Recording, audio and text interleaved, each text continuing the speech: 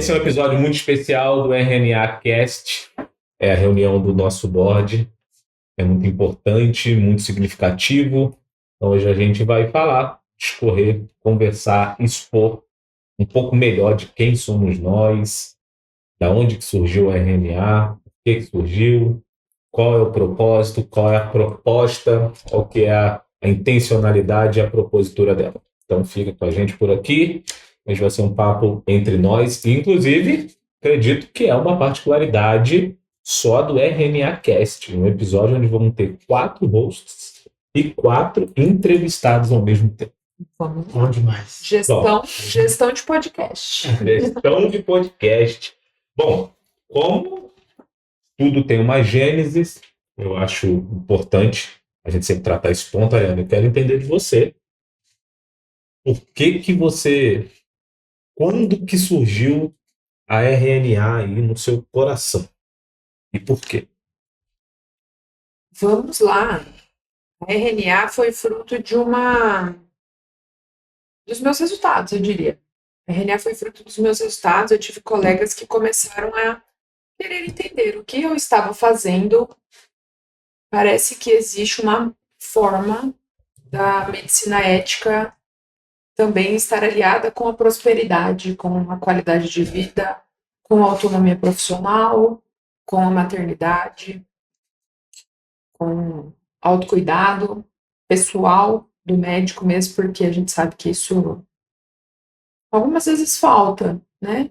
Então, depois de eu conseguir trazer esses resultados para dentro da minha vida, da minha clínica, depois das nossas clínicas, isso gerou uma certa curiosidade também em outros colegas que começaram a perguntar e querer saber o que é que está acontecendo, como que você faz isso, como que você faz aquilo, né? E disso surgiu realmente essa intenção muito genuína de levar essa qualidade pessoal da vida do médico para dentro da medicina, porque realmente vi que isso impacta na vida dos meus pacientes, do Ramon, e hoje a gente vê de outras dezenas de colegas dentro do nosso clube.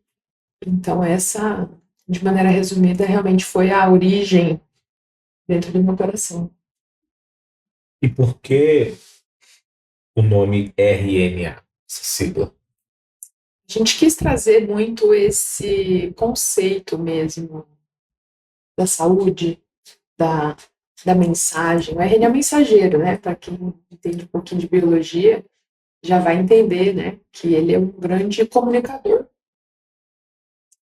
celular, intracelular. Então, ele comunica ali muitas coisas que devem acontecer para que as coisas andem bem dentro do mundo da biologia celular, né? Então, a gente quis puxar também esse conceito da ciência, né, da fisiologia, porque é como as coisas realmente devem funcionar, que a gente quer passar essa mensagem de uma forma muito genuína mesmo.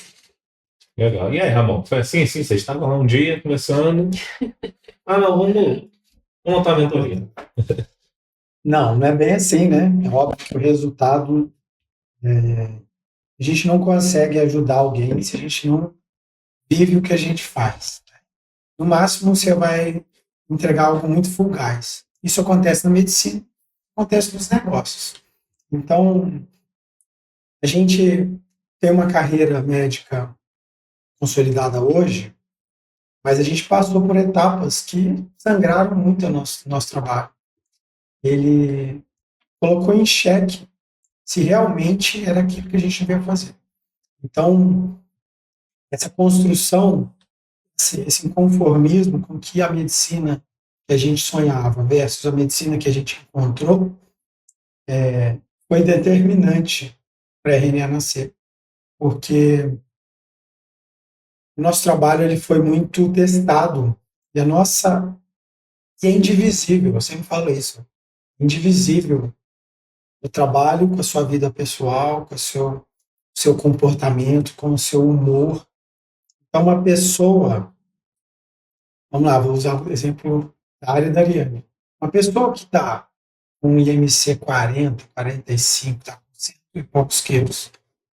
Ele pode ter exames bons, mas ele não é saudável. Ele não vai conseguir entregar para a família dele o que ele pode entregar. Então, eu brinco que o médico ele ganha muito, mas ele não ganha bem na sua maioria das vezes. Por quê? Ele trabalha muito, tem um volume muito grande, ele tem uma exigência muito grande, mas isso é muito pequeno perto do que ele entrega de saúde da sua vida. E a gente passou por esses momentos na nossa vida. A gente teve uma família quase interrompida, a gente teve nosso casamento quase acabou por burnout da Ariane, por trabalho excessivo meu, que impactou no nosso relacionamento, na nossa forma de enxergar o mundo. E foi o basta da Ariane. A Ariane, ela é a grande responsável pela mudança da nossa carreira. E ela vai falar bem disso. Ela pensou, às vezes, talvez muito mais em mim, nela, pelo volume de trabalho. Eu sou obstetra, e o obstetra ele é acostumado a trabalhar de forma ininterrupta. A gente tem um padrão de alerta o tempo todo, porque sempre pode nascer um bebê. E momentos da minha carreira eu fiz isso de forma realmente ininterrupta. Tinha um dia de paz. E a Ariane, com medo de até onde eu ia conseguir chegar nesse momento, ela se desenvolveu para ter resultado, esse resultado transbordar para mim. E eu, através da resposta do resultado dela, acreditar que aquilo fazia sentido e também desse esse passo. Então foi um processo. E a partir do momento que as pessoas viram nós felizes, tendo filhos, continuando trabalhando muito mais de forma inteligente, buscando o filho no colégio, almoçando juntos, cuidando da saúde novamente. Então, a partir do momento que a gente não colocou o trabalho de lado, muito pelo contrário, a gente colocou ele junto com a nossa. E os resultados apareceram, colegas que já conheciam a gente por sermos sérios, comprometidos, atualizados, éticos, eles começaram a falar como é que você conseguiu ter uma clínica com resultado?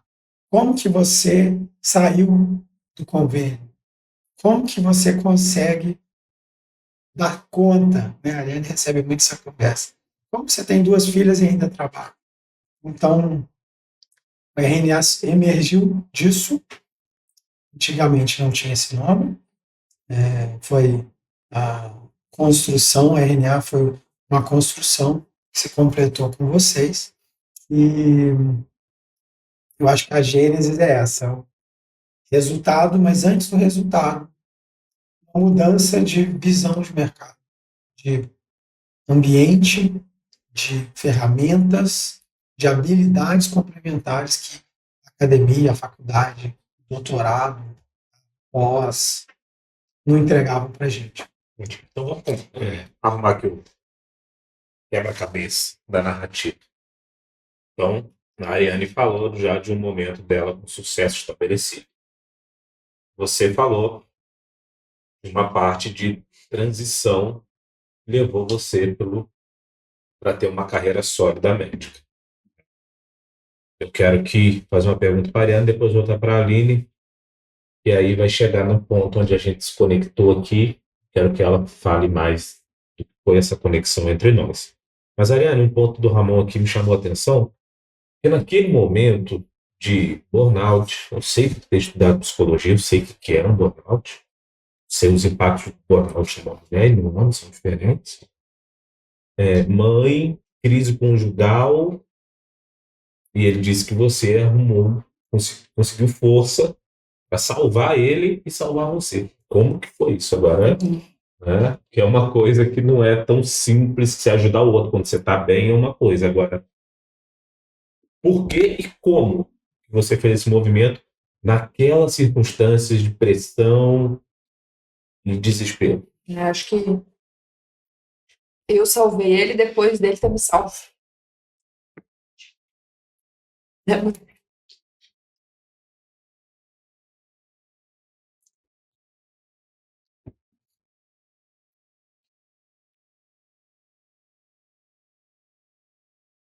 uma água.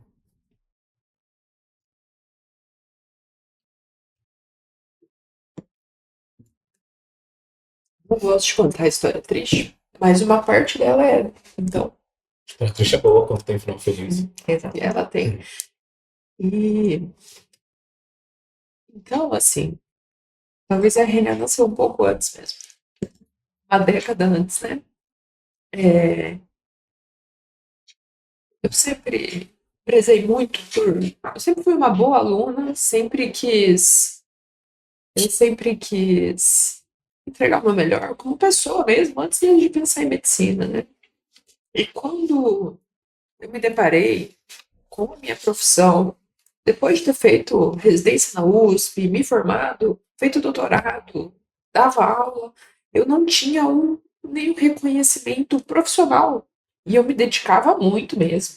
Eu trabalhava, sei lá, 80, 90 horas por semana, fazia plantão, eu era médica coxa de retalhos, né? Tinha vários vínculos para tentar somar uma remuneração e nesse momento eu não conseguia nem pagar meu consultório, quem pagava era o Ramon, né? Então, aquilo foi me dando um desgaste extremo, físico mesmo, e mental, os dois, né? Porque nunca se separam.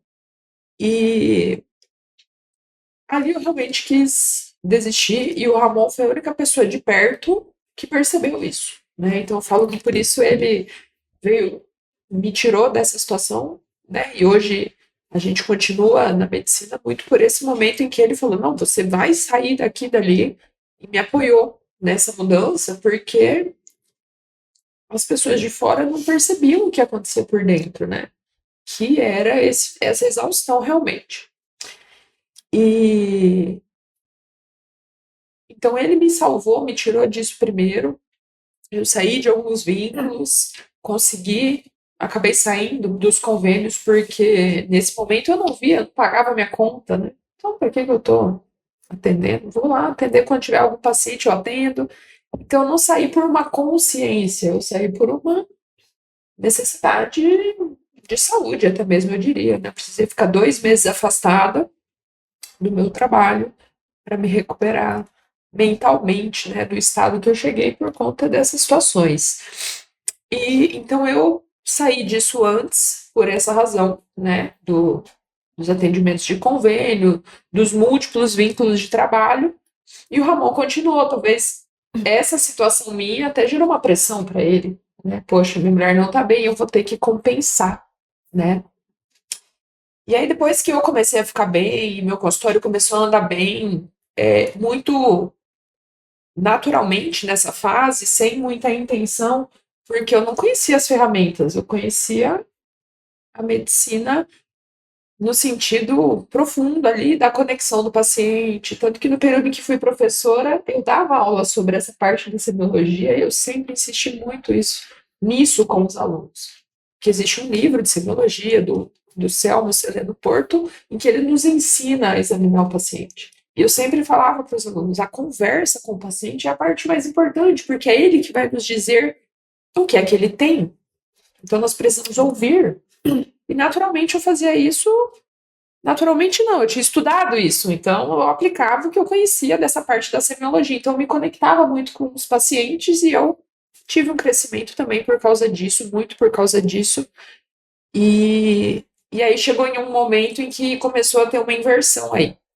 Então eu estava melhor, com uma rotina mais leve, até porque na época do burnout eu me perguntava, meu Deus, como é que eu vou ser mãe? Eu ainda quero ser mãe, não vai ter espaço para medicina e para maternidade e para mim.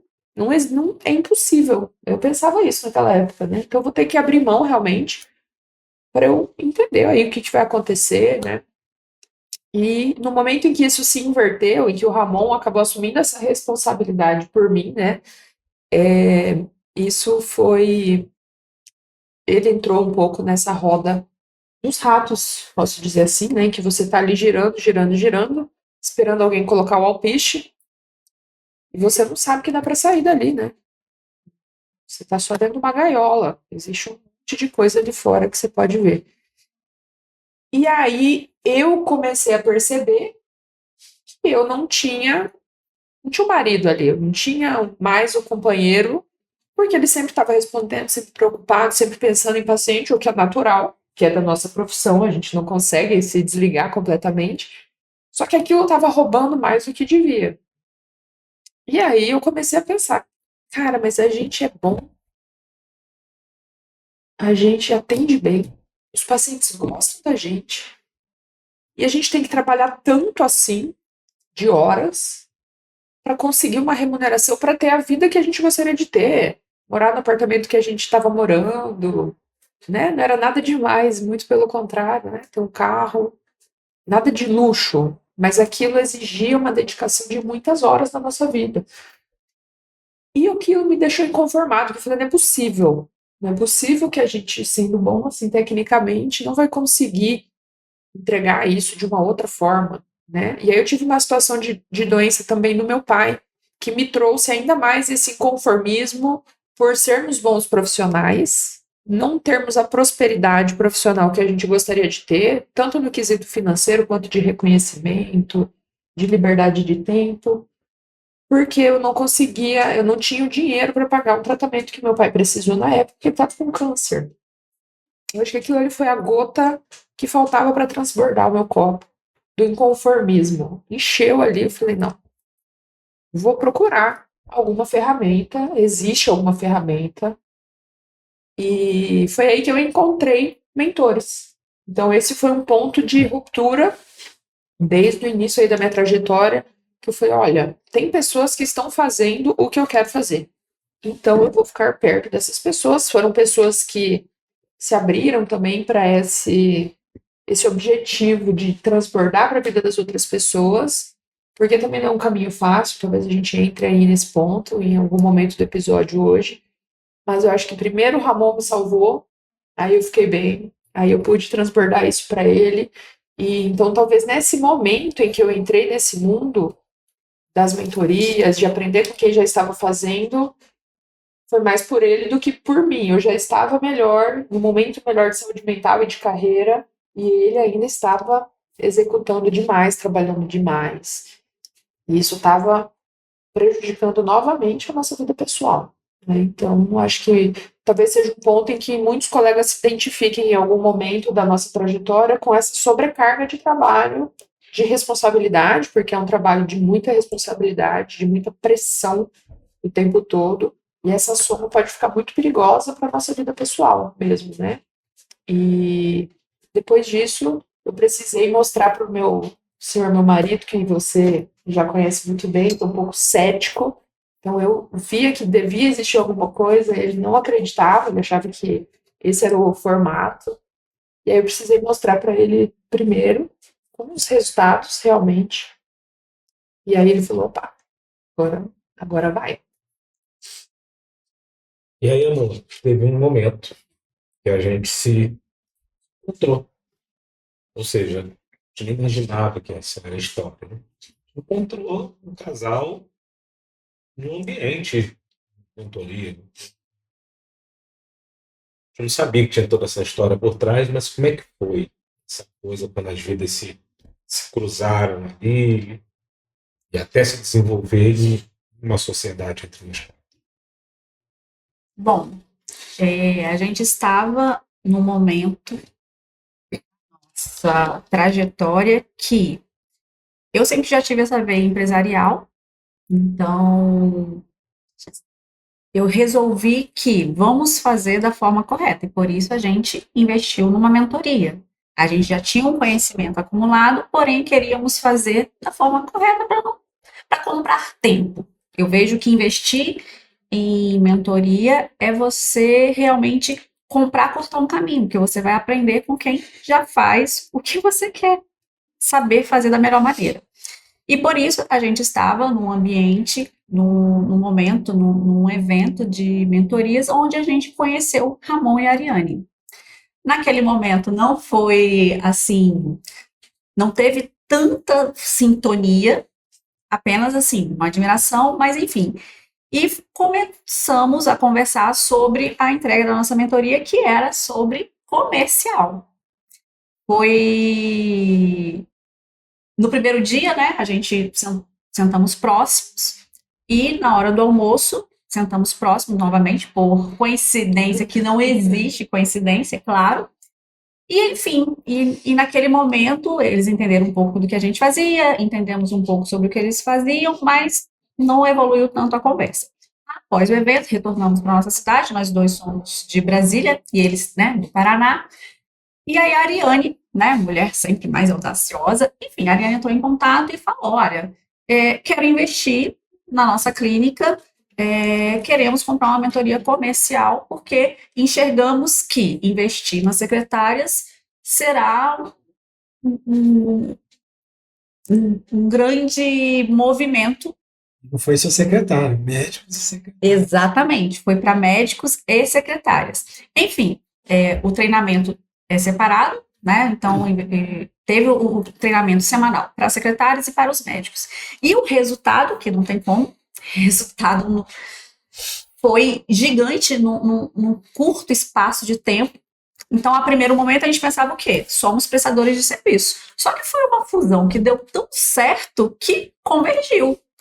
Nossos pensamentos coadunaram que, peraí, juntos seremos melhores. Aqui encontramos eles com a parte técnica e nós com a parte comercial. E aí foi mergulhando nisso que eu fui ver, gente, não existe esse romantismo todo da medicina, não. Se eles não trabalharem de forma inteligente, eles vão trabalhar demais. Isso, eu queria perguntar isso para vocês, pode ser para o Diego e depois você completa ali. Qual que foi a maior lição, a maior percepção que vocês tiveram quando vocês começaram a conviver mais com médicos, né? O que vocês perceberam que esse universo médico escondia? Porque o médico, desde sempre, tem aquele imaginário, pô, ele é médico, ele é médico. E aí, quando você vai chegando perto, a gente vê as suas particularidades. Eu queria saber de vocês. O que vocês mais ficaram impressionados? Positivamente, negativamente, enfim, o ambiente, o que vocês sentiram quando começaram a conviver com médicos aí diariamente, né? Eu diria que, primeiro, é o caráter de aluno, médico, esse comportamento de aluno, e a humildade intelectual do médico é algo que me impressiona. O médico é o melhor mentorado, mais disparado. Deve ser porque já tem essa veia acadêmica de estudar, aplicar, estudar, aplicar. Esse é um ponto que me admira muito. Costumo dizer que o médico é o mais difícil para entrar, mas é o melhor para você conduzir. Esse é um ponto que eu admiro no médico. Outro ponto que me impactou muito é a injustiça com o médico só. Ele é injustiçado.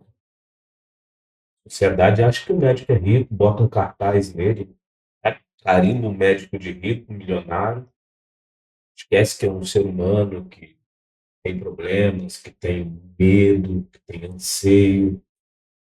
Então, não sei nos outros ambientes, mas encontrar nessa cadeira que eu estou hoje, encontrar com médicos, eu vejo que eles são muito abertos ali, porque percebem que tem um lugar de ajuda, de acolhimento, que ninguém está olhando para o CRM dele, para o sobrenome dele, para a profissão dele. Então, esse lugar de acolhimento, e ele se coloca, é o que me admira. Eu, de verdade, sem nenhuma demagogia, eu não tenho nenhum tipo de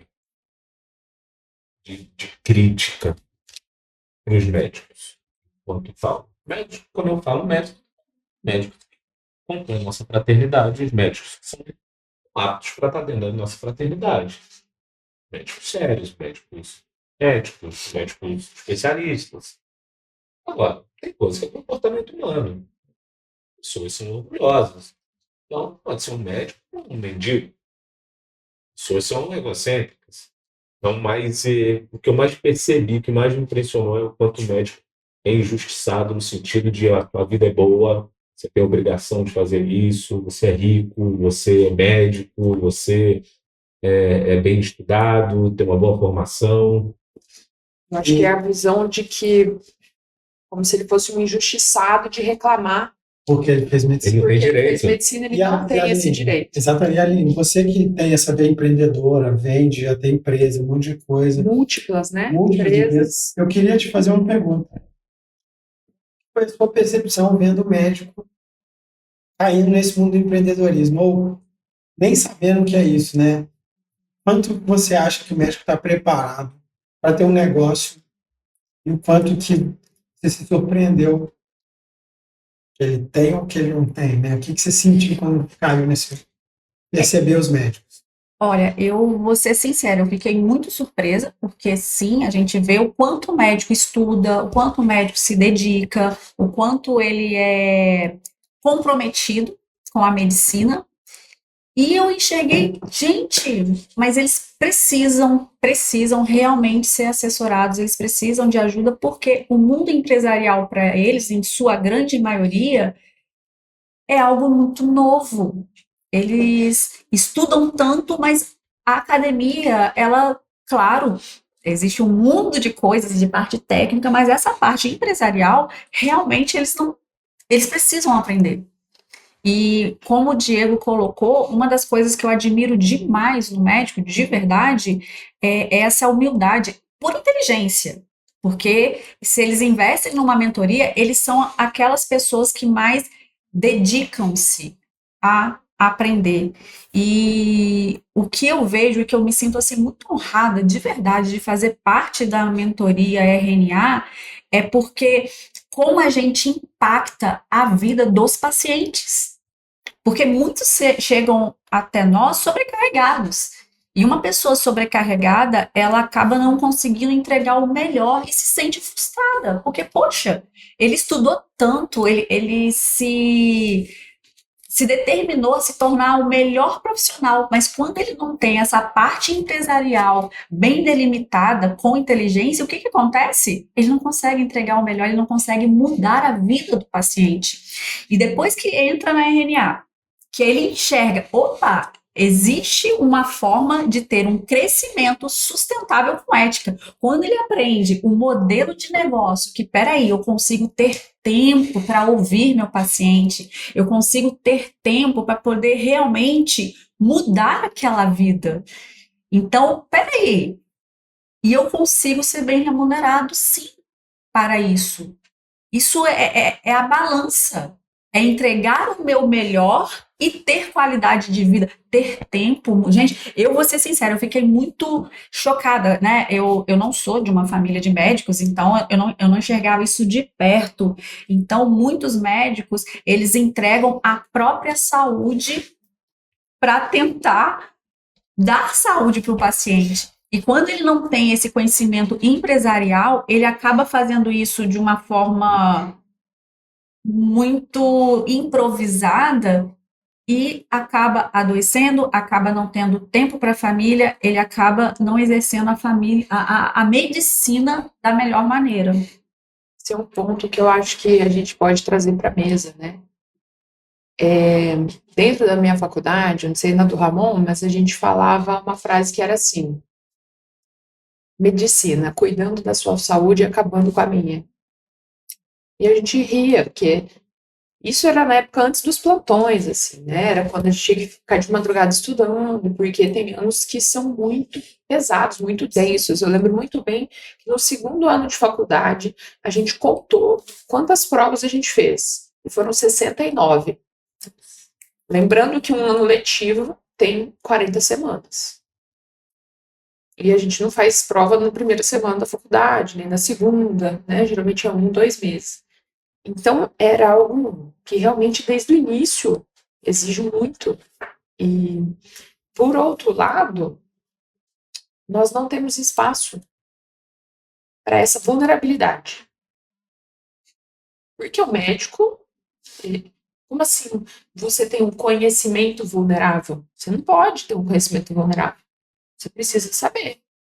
Porque se você não souber, há um risco muito grande aí na sua prática. Né?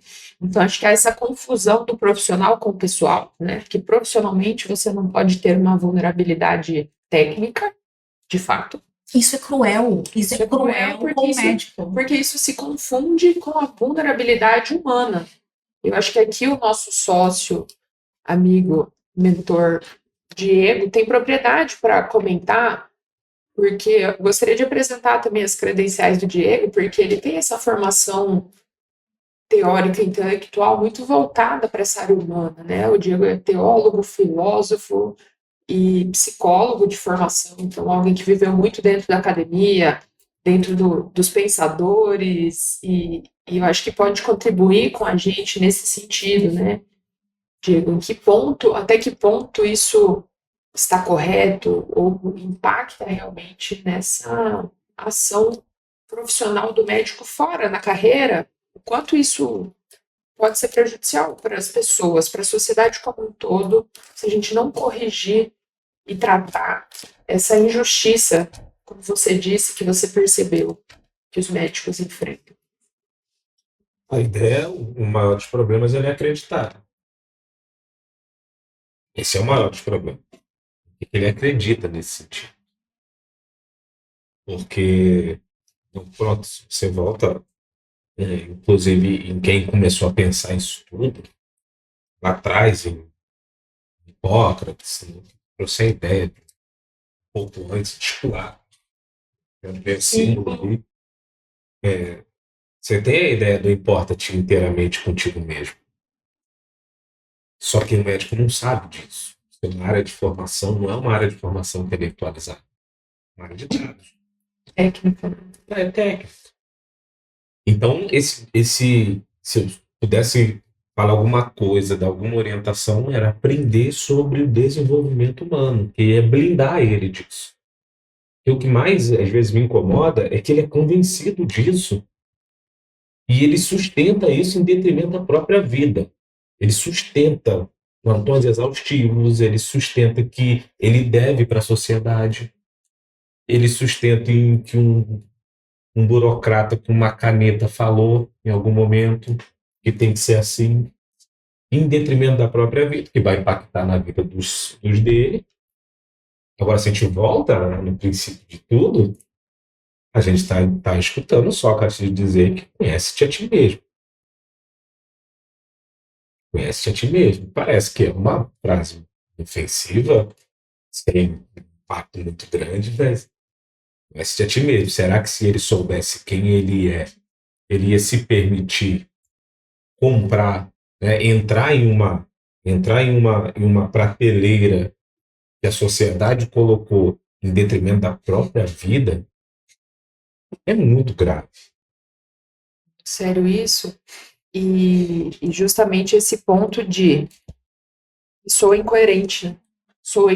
É incoerente na prática, porque às vezes, e eu já me senti assim, falo com propriedade, porque eu me sentia mal de falar para o paciente fazer coisas que muitas vezes eu não estava conseguindo fazer, praticar dentro da minha vida. E a gente começa a se sentir incoerente em algum momento, e isso impacta realmente.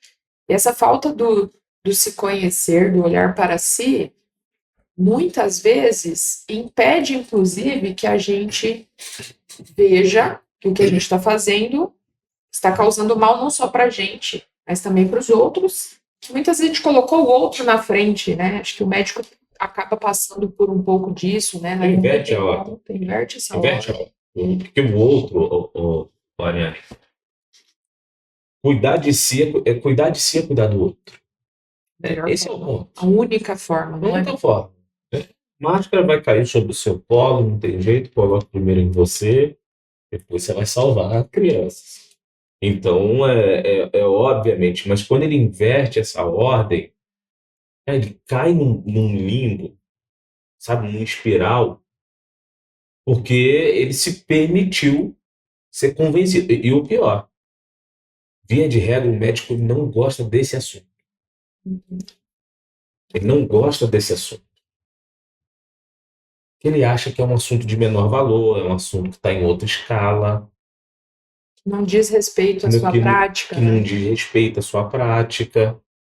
Mas não, se você pega tudo que a história construiu, e como que eu faço para analisar alguma coisa? Eu sempre olho o que a história construiu. Isso, eu sou arrogante muitas vezes. Para várias pessoas. Ah, Diego, fulano falou isso. Falou. Ele quem? Vocês são acadêmicos. Quem fala o quê no mestrado? Você vai falar o quê numa formação? Ninguém tem opinião, não. Você tem uma hipótese, fica doutor. Você tem uma hipótese, Provar. você precisa provar, depois você tem uma tese. E o resultado ali favorável. Até ali a banca tem que aprovar isso aí. Aí hoje, falaram, é isso. Falando, mas você é quem? Eu sempre olho para a história. O que a história sustentou? Quem está falando o que está falando? Porque essa falta de visão dele, ele não consegue perceber que essa falta de visão, essa falta de saber o que é o mundo da forma que é, como se construiu, faz ele deliberadamente se colocar num estado de autofagia, pensando que está fazendo bem. E o que mais me incomoda nisso é que muitas vezes ele prefere colocar a culpa no mundo, né? Então, eu tenho muitos amigos que têm informações muito boas e que fica naquela, hoje cada dia o médico está pior, o cara está fazendo isso, eu encaminho, o cara faz aquilo, convênio, esquece. É o maldito do sistema que faz isso. E ele esquece que ele não consegue se olhar, né? Tá, beleza, e o que você está fazendo para mudar isso? Eu lembro que eu percebi na minha rotina, eu fiz ginecologia obstetrícia, fiz ultrassom, fiz cirurgia por vídeo, e eu percebi que os médicos, os obstetras, tinham muita dificuldade de usar o ultrassom na prática, no dia a dia. Não que vai laudar um ultrassom, mas às vezes para ver um bebê no plantão, para ter uma facilidade. E no ano passado eu fiz um curso, onde eu chamei obstetras que davam plantões para ajudar eles a aplicar isso. Não é o objetivo que ele vire um ultrassonografista, mas isso fortalece o atendimento. O objetivo é que ele salve um bebê que possa visualizar rapidamente ali alguma situação. E a gente sabe, a gente ouve piadinha. Tá querendo ensinar o quê para quem? Tipo assim, ensinar o resultado que eu trago para as minhas pacientes. Hoje eu tenho um resultado muito maior com as pacientes, satisfação, elas voltam comigo, tem pacientes que estão comigo desde o início. Porque eu apliquei o que eu protegi essas pacientes. Então, às vezes, a pessoa fica ela se acostuma a reclamar, e acha que uma bala de prata, um milagre, o tempo vai corrigir a injustiça que ela está vivendo. Que é isso. Só vai de um dia para o outro, ela vai sair dos vínculos ruins e o consultório vai dar certo. De um dia para o outro. Isso não funciona. Então, eu tento conversar com profissionais, com outros médicos, para que eles entendam que enquanto a gente não cuida da gente, enquanto a gente não cria autonomia do nosso trabalho, a gente não vai mudar o mundo. Né? A pessoa acha que, Ramon, mas se eu não atender, ninguém vai atender. Então ele acha que o sistema precisa dele de verdade. Então, eu não vou sair desse plantão, Ramon. Se eu sair, vai ter paciente que vai precisar. E eu sei que o meu trabalho é bom. E aí ele fica preso, ele destrói a saúde dele, ele não entrega o que o paciente precisa. E ele acha que entrega. Ele não entrega. Quando você atende em 10 minutos, quando você atende virado de plantão, e eu já passei por isso, você coloca muito mais em risco a vida do paciente do que realmente se ajuda. Então, construção da autonomia, a proteção do seu trabalho, ela é fundamental. Na verdade, eu acho que a construção da autonomia é o que vai proteger o seu trabalho, justamente. É o que a gente busca dentro da RNA, inclusive, é essa proteção, porque o que a gente vê é um risco para o profissional e para os pacientes, né? E aí surge essa necessidade no mercado médico atual de mudar o modelo de negócio. De mudar o modelo de negócio, de trazer ferramentas que vão complementar a nossa parte técnica, que não é a faculdade que vai ensinar, e o ponto é que não vai ter em lugar nenhum. Ou você vai buscar em muitos livros, e às vezes se debruçar anos, né, Aline? Eu não sei quantos anos você, como administradora de formação, que tem múltiplas empresas, quantos anos você percorreu antes de existir esse mercado de mentorias, que são uma forma de educação mais personalizada, voltada para um objetivo mais claro, onde você compra as ferramentas de alguém que já tem um know-how maior que o seu daquele momento. Como foi para você essa jornada? Quantos anos demorou para a Aline conhecer ferramentas de gestão, administração, finanças dentro dos seus negócios? Nossa, é o que eu falo. Virou completamente. Eu tinha 10 anos trabalhando exaustivamente. Existia um certo burnout aí também? Não diagnosticado, porque acho que não tinha nem tempo para isso. Acho que eu não Você tive investigar e achar. Com certeza, porque eu tive uma fase, sim, que eu começava a trabalhar às 7 horas da manhã e ia até às 11, meia-noite. Eu já atendi cliente 2 horas da manhã fazendo cotação, mandando, porque, sabe, eu vejo o seguinte, é uma coisa que eu até enxergo muito hoje na mentoria. Às vezes, o médico, eu não sei se por formação, enfim, parece que ele pensa muito no outro e esquece de si. E eu enxergava muito isso, eu pensava muito no outro, então eu não trabalhava com inteligência, eu não trabalhava de uma forma assertiva. Então eu trabalhei exaustivamente, como eu te falei, eu acho que eu não fui diagnosticada de nada porque eu não fui em lugar nenhum, eu só me dava a opção de fazer o que precisava ser feito. E não fazia isso com direcionamento. Era pesado, era muito pesado. E aí, quando sim eu resolvi, peraí, vamos mudar, chega. Parece que tem gente que não tá com esse peso todo, né? Ou então, eu acredito que muitas pessoas acreditam, como o Ramon falou, pensa que é assim mesmo. Pensa que para ter sucesso eu preciso trabalhar muito. Muitos médicos pensam que para ganhar bem precisa fazer tantos plantões, atender tantos pacientes. Pensa que é o único caminho. Eu vou trazer um ponto aqui, o Ramon vai rir disso até, mas a gente já fez conta em plantão.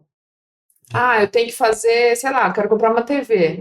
5 plantões eu compro a TV. A gente faz conta não em dinheiro, é em plantão, entendeu? Olha como... E eu acho que existe uma incongruência, porque ao mesmo tempo em que o médico tá ali, aí ele começa a fazer muito plantão, porque ele comprometeu ali o seu dinheiro de plantões, né, suas moedinhas de plantões, ele está trocando em outras ferramentas, vai viajar, vai comprar alguma coisa, pagar suas contas, literalmente. E justamente isso causa uma frustração nele, porque ele fala, pô, mas é isso aqui, eu só vou conseguir dar 24 horas de plantão, 7 vezes na semana, 30 dias no mês, não tem como passar disso, né? Eu vou atingir um teto, e aí? Ferrou, né? E ao mesmo tempo que ele fala isso, eu queria ter uma forma de eu ganhar mais de uma outra maneira, existe também o outro lado que traz, tá ganhando dinheiro, tá fazendo coisa errada. Né?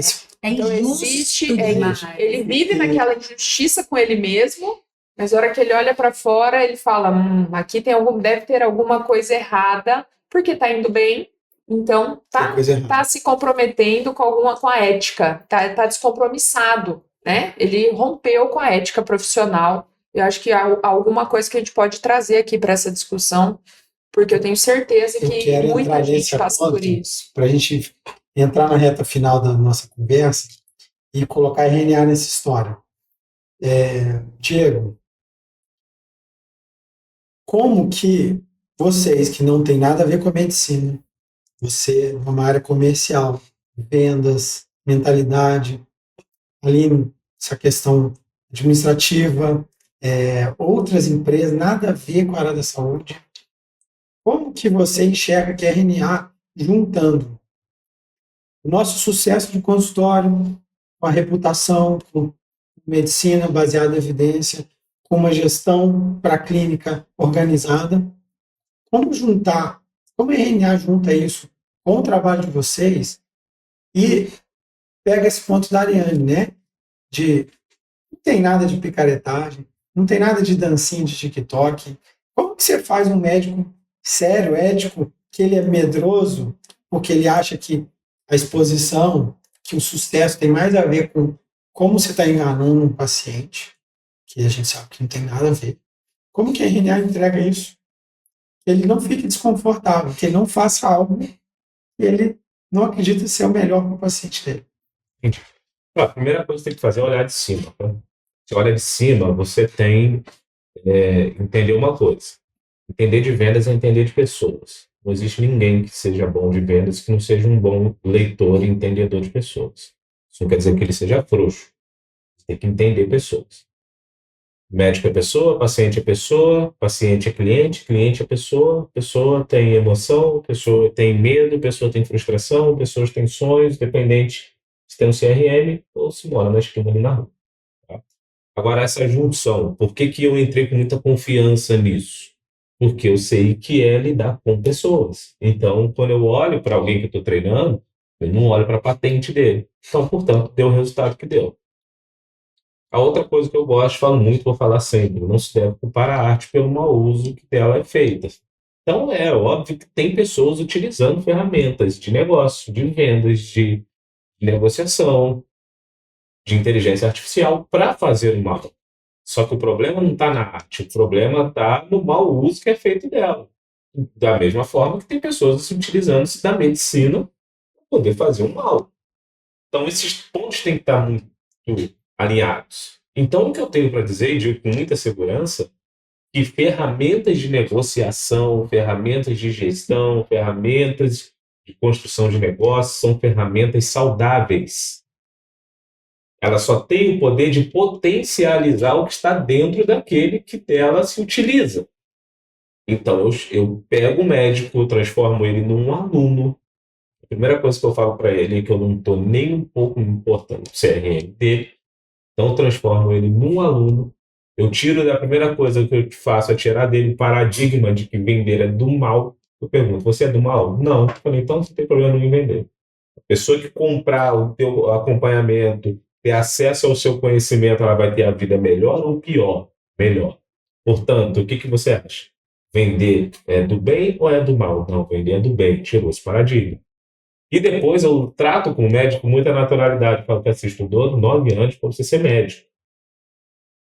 Ferramentas de negócio é igual a uma formação acadêmica. Só que é prática. No sentido de você precisa aprender. Então não tem médico tímido, não tem médico que tem que se expor, também não é o nosso caso.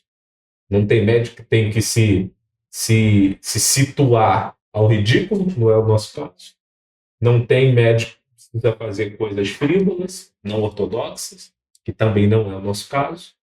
Mas a gente utiliza dessa ferramenta para poder potencializar.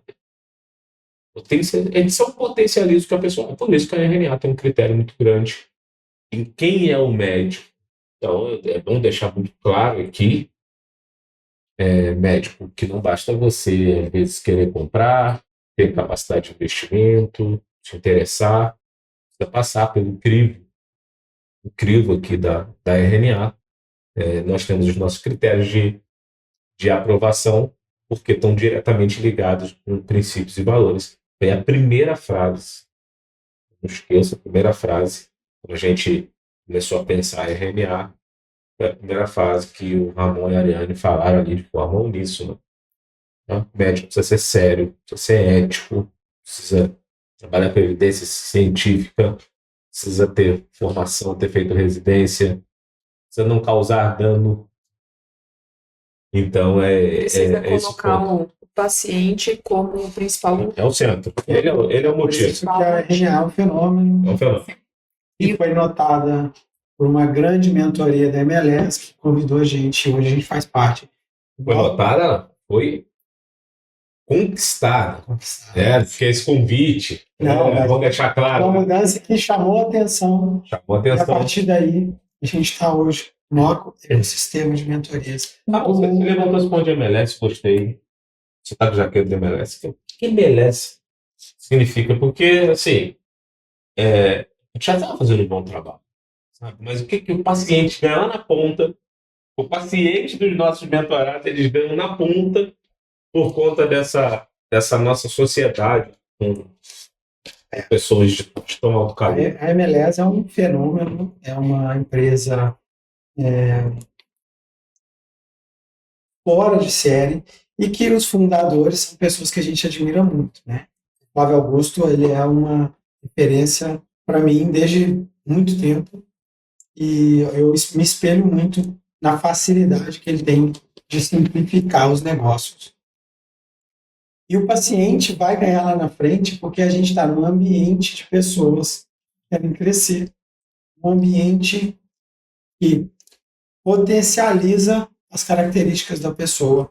Então, estar nesse ecossistema onde pessoas ambiciosas, e a ambição é uma qualidade, a ambição de crescer, a ambição de impactar mais vidas, casou exatamente com o que eu e a Ariane, no início, sonhava de, eu tenho um limite de pacientes para cuidar, a Ariane tem um X dela.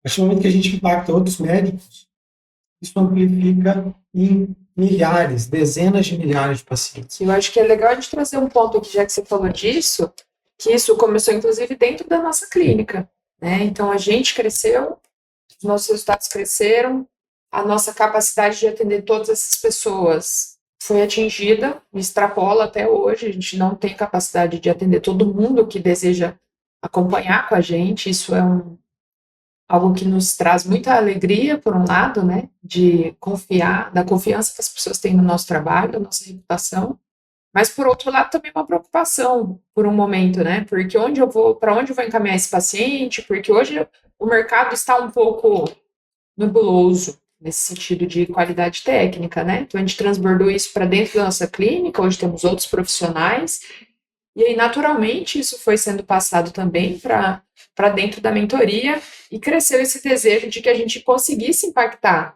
outros pacientes mais que não fossem somente os de dentro da nossa clínica, né? Que fossem dentro de todas as clínicas e consultórios Do Brasil todo. do Brasil e fora do Brasil, se Deus quiser. O que eu gosto. Fora do Brasil? Já temos alguém Já temos fora do gosto. Brasil? Sim.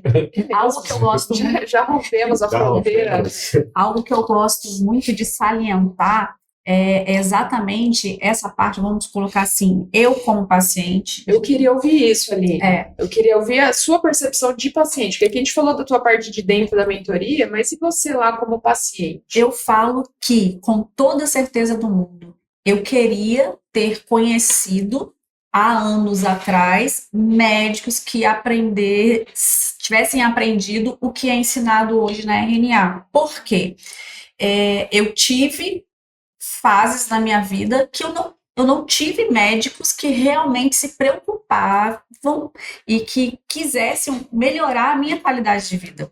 E aqui na RNA, o que é ensinado, né, os programas de acompanhamento, essa forma de enxergar a venda com bons olhos. Por quê? Porque a venda é boa. Eu queria, aos 25 anos, eu fiz uma cirurgia que não era necessário fazer. Eu queria, naquele momento, que algum médico me vendesse um programa de acompanhamento em que a preocupação dele fosse realmente me ver bem.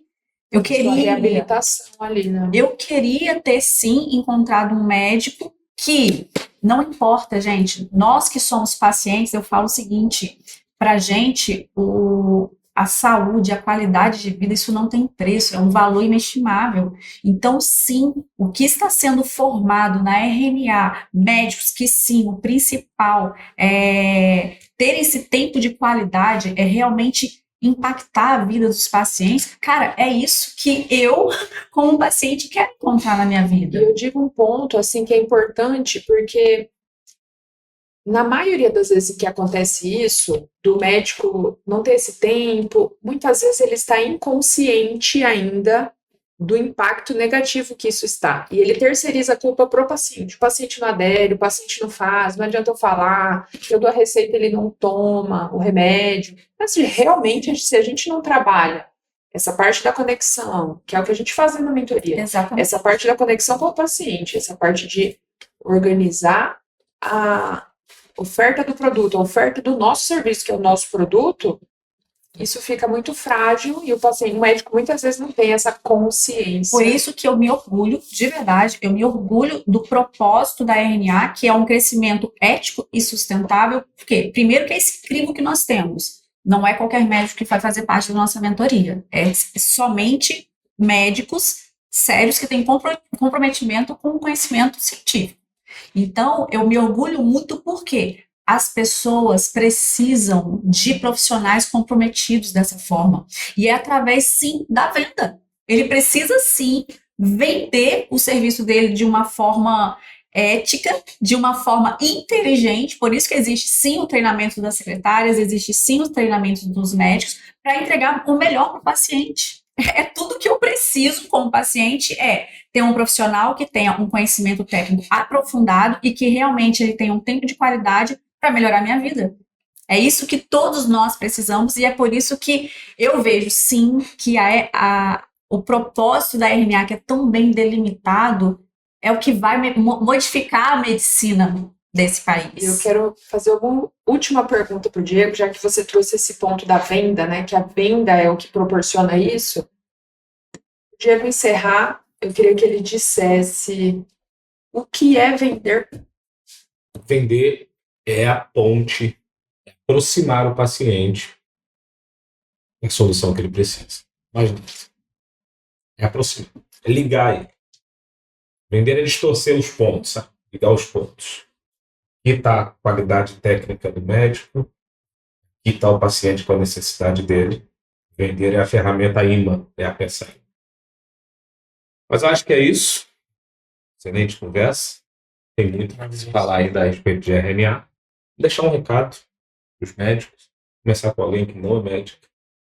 Faz um trabalho incrível com os médicos, principalmente essa parte comportamental. Tá? Vai para aquela câmera ali, amor. Deixa um recado aí para os médicos. Primeiro, câmera. O crescimento ético, ele precisa ser sustentável. Sim, um médico precisa ter o CPF dele forte, ele precisa ter tempo para cuidar, em primeiro lugar, da saúde dele. O médico precisa ter um tempo de qualidade para a família dele e para ele, sim, para poder exercer uma medicina de excelência. E sim, na RNA é possível encontrar o como fazer isso. Ari, Meu recado para o meu colega médico que está me ouvindo é que você não confunda mais o formato de entrega do seu trabalho, que pode ser diferente, com a mudança de prática médica. A prática médica continua consistente, mas se você muda o formato de entrega do seu trabalho, a sua assistência continua depois da consulta. Ela não é interrompida ali quando acaba a consulta, e é isso que a medicina hoje precisa, do fundo do coração. Eu espero que você não confunda mais esses pontos. maravilha. Excelente. Meu recado é para um colega médico especial, em especial aquele que faz procedimento, que faz cirurgia. Ele tá na cabeça que a vida dele precisa de alguém intermediando essa conversa com o paciente. Dá sim para você operar, dá sim para você fazer procedimento com muito mais qualidade, com aquilo que você sonhou, de forma ética, organizada, estruturada. Dá para a gente viver da nossa arte. A gente pode sim continuar fazendo o que a gente faz, sem ter alguém que vai impor a qualidade do material, vai impor a forma que você vai operar, do jeito que você vai fazer, e o pior, o quanto você vai ganhar nisso, né? Tudo isso impacta muito o resultado do paciente. E aceitar que se alguém consegue fazer de forma autônoma, por que não você? Por que não você, que é bom, não vai ser o melhor cirurgião da sua cidade? E vai fazer da forma que você sempre sonhou. Então, esteja perto de pessoas que estão fazendo o que você quer fazer. E não aceite a imposição de agentes que só têm um interesse: explorar o seu trabalho, o seu tempo.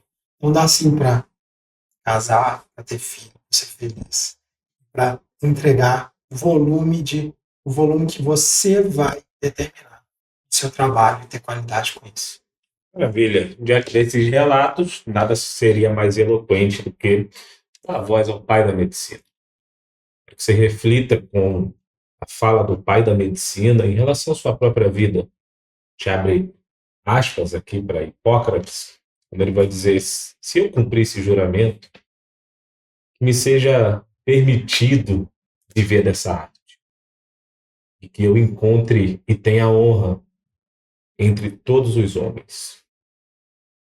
Parece que Hipócrates tinha uma tinha uma preocupação com a qualidade de vida do médico muito grande. Isso não pode ser esquecido. Às vezes tem tanto tempo de formação, às vezes é bom a pessoa voltar no juramento que ele mesmo fez, olhar com mais cuidado, pensar que ele também pode estar no céu.